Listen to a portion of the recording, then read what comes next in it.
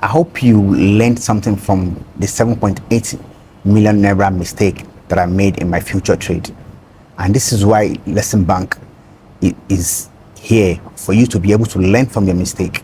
Today, I'm going to be telling you about a story of two friends that are introduced in a gold deal in Uganda that actually turned into a 30 million naira mistake. I met Brenda in South Africa, and Brenda was a girlfriend of a friend of mine. She was a very good girl to me. And when I came back to Nigeria, Brenda contacted me. She told me she's back in Uganda and she's now into the business of gold. That if I know anyone who might be interested in gold from the mine, that I should introduce the person to her. My friend Lawrence, who is a business mogul, I spoke with Lawrence. Lawrence was immediately interested. He said he wouldn't listen to stories or pictures, that he would like to visit Uganda himself so he can be able to verify and confirm himself whether it's genuine or not.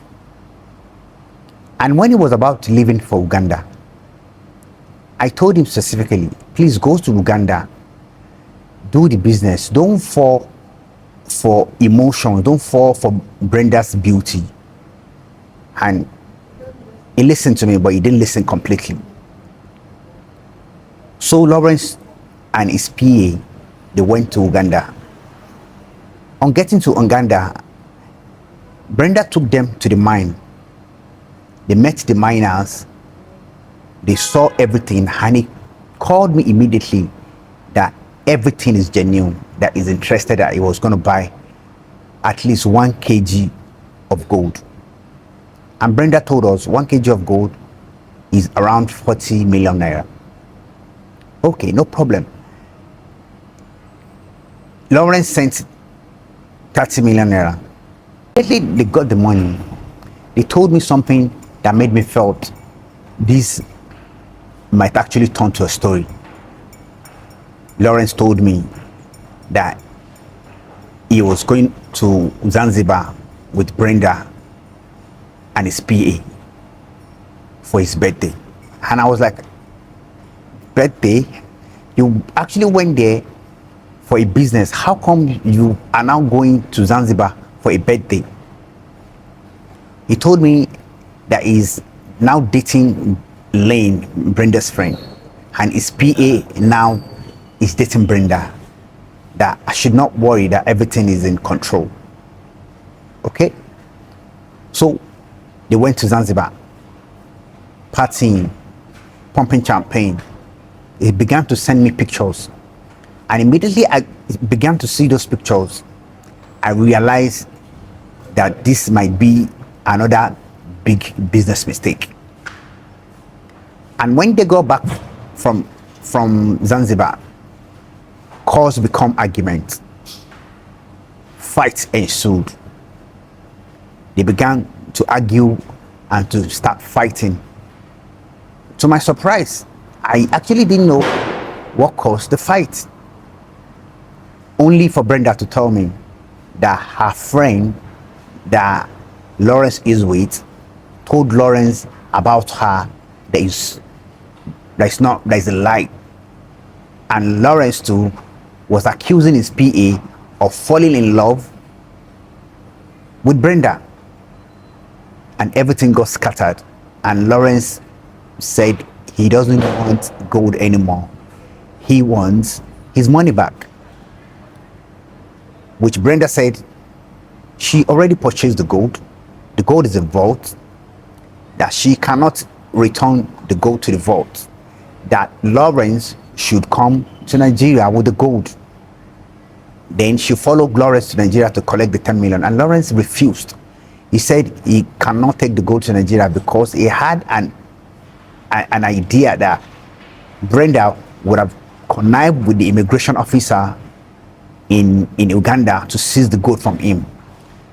And Brenda suggested to him that, okay, foot the bill, pay my flight, I will bring the gold to Nigeria for you and collect my money. which Lawrence blatantly refused. That was how this the 30 million naira go down the drain. And the Brenda said she can't refund the money because the money that is spent in Zanzibar for drinking, for hotel, for accommodation, even for the flights, Brenda says she was the one that actually paid those things, and she's actually paying money for the vault, for the taxes, because each day that the gold spent in vault, she had to pay.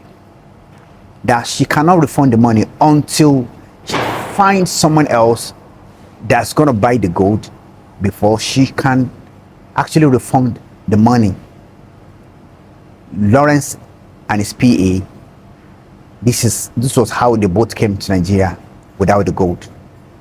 And the story became a painful lesson, because there's no gold and there is no money. Both gold and the money went into oblivion, and everything became a story. And this is why this lesson back is important. And the lesson here is, don't celebrate before your success.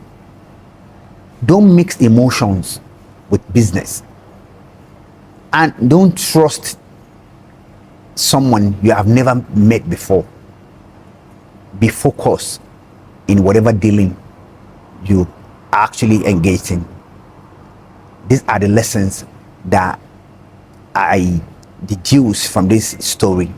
And this is why lesson back is important, for all of us to learn from other people's mistakes, so as to be able to channel our own course, and so as to be able to ensure that we learn from the mistake of other people. And this is what I'm building lesson bank, and this is why I think lesson bank is important for everyone willing to learn from other people's mistake, everyone that's willing to follow their own footsteps without making mistake. It is possible, and it is easy, it is doable for you to engage in a deal without making mistake, as long as you learn from other people's mistake.